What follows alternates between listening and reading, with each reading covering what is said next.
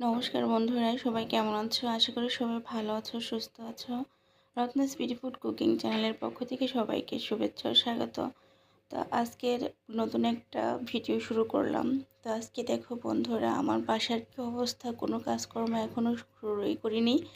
তো আজকে মেয়ে স্কুল থেকে এসে বলছিল, মা আমার কানে ব্যথা করতেছে। তো বুঝলাম না কেন কানে আসলে ব্যথা করতেছিল। এদিকে পাশের রুমের ময়না শেষ আমাদের বিছানায় উঠে নানান ধরনের পোজপাস দিতেছিল। বলছিল আমাকে একটু ভিডিও করো। তো যাই হোক, ওকে বলছিলাম বাবা একটু নামো, আমি বিছানাটা গুছিয়ে নেই। তো পরে আমি বিছানাটা গুছানোর কাজ শুরু করে দিলাম। আর ওদিকে ময়না সে এপাশ থেকে ওপাশে দৌড়াদৌড়ি করতেছিল।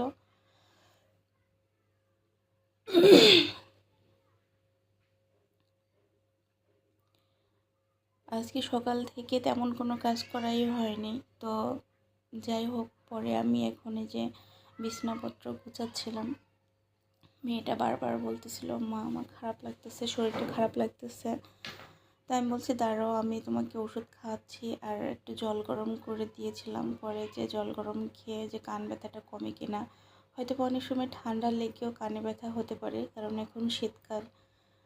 কানে ব্যথা হওয়ার অনেক কারণ আছে। তো আমি বারবার জিজ্ঞেস করতেছিলাম যে বাবা তুমি কি স্কুলে কিছু হয়েছে, স্কুলে কেউ কি তোমাকে মেরেছে, বা ম্যামরা কি মেরেছে, বা অন্য কেউ বন্ধুরা কেউ চট্টর মেরেছে কিনা কানে।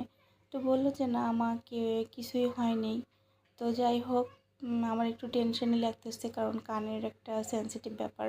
তো ব্যথা করতেছে যেহেতু। তো পরে আমি আমার অন্য অন্য জিনিসপত্রগুলো মুছে টুছে নিচ্ছিলাম, ফার্নিচারগুলো। প্রত্যেকদিন এই ধরনের কাজগুলো করা হয় না, কারণ একদিন পর পরে দেখা যায় করা হয়। তো বাসায় কোথা থেকে যে এত ধুলা আসে নিজেই বুঝতে পারি না।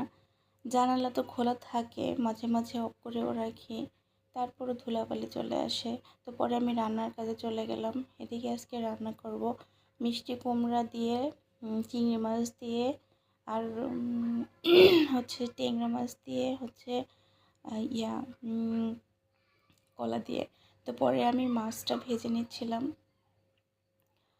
ট্যাংরা মাছগুলো সুন্দর করে ভেজে নিয়েছিলাম। তো মাছটা আমি খুব কড়া কড়া ভাজিনি, হালকা ভেজেছি। তো ভেজে তুলে নিলাম। পরে ওই তেলেই আবার চিংড়ি মাছগুলো ভেজে নিলাম। তো তারপরে আমি ডালের বড়িগুলো ভেজে নিয়েছিলাম, কারণ ডালের বড়ি আমি কুমড়োর তরকারিতে দিব, এই জন্য। তারপরে তেল দিয়ে আবার ফোড়ন দিয়ে দিলাম জিরা। একটা বাটিতে কিছু মশলা পেস্ট করে নেই। এখানে ছিল পেঁয়াজ, রসুন, আদা, হলুদ গুঁড়ো, মরিচের গুঁড়ো, তারপরে হচ্ছে ধনিয়া গুঁড়ো, জিরা গুঁড়ো।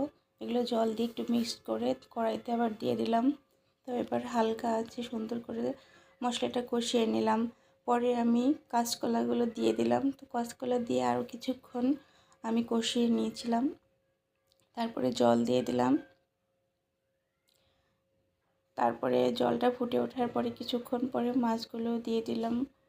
তারপরে একটা ঢাকনা দিয়ে ঢেকে রেখেছিলাম।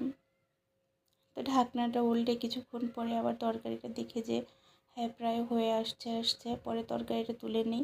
পরে আবার কড়াইতে ফোড়ন দিয়ে রাঁধুনি আর তেজপাতা জিরা ফোড়ন দিয়ে আমি কুমড়োগুলোর মধ্যে দিয়ে দিই। হালকা পরিমাণে হলুদ আর লবণ দিয়ে দিয়েছিলাম স্বাদ মতো। তো লবণ দিয়ে আবার কিছুক্ষণ তরকারিটা নেড়ে নিচ্ছি, একটু হালকা কষিয়ে পরিমাণ মতো জল দিয়ে দিলাম। তো এবার আমি তোমাদের দেখাচ্ছি ট্যাংরা মাছের তরকারিটা কেমন হয়েছিল।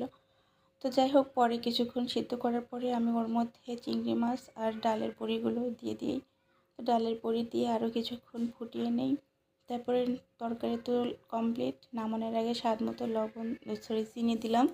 চিনি দিয়ে নামিয়ে নিয়েছি। এদিকে বর তো দুপুরবেলা খেতে আসছে, ওকে খেতে দিয়ে দিয়েছি। ও খাচ্ছিল। পরে আমি স্নান করতে যাই। স্নান করে এসে পূজা দেওয়ার জন্য তুলসী পাতা তুলতে গিয়েছিলাম।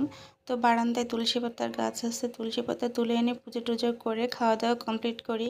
তো যাই হোক বন্ধুরা, আজকে তোমাদের ভিডিওটি যদি ভালো লেগে থাকে তাহলে অবশ্যই লাইক, কমেন্ট এবং চ্যানেলটি সাবস্ক্রাইব করে দেবে। সামনে থেকে বেল বাটনটি প্রেস করে অল নোটিফিকেশানে ক্লিক করে দেবে, যাতে সর্বপ্রথম তোমাদের মাঝে ভিডিওটি পৌঁছে যায় এবং তোমরা ভিডিওটি দেখতে পারো। তো সবাই ভালো থাকো, সুস্থ থাকো।